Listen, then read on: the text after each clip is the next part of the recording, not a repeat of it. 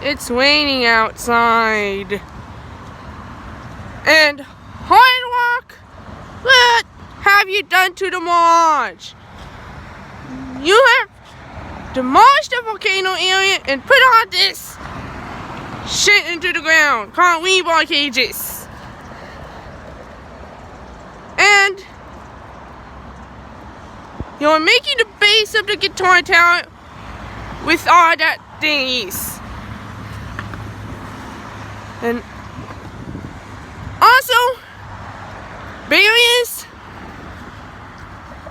for road closures for the implosion and dead piles, Tropicana, and you too, Mirage.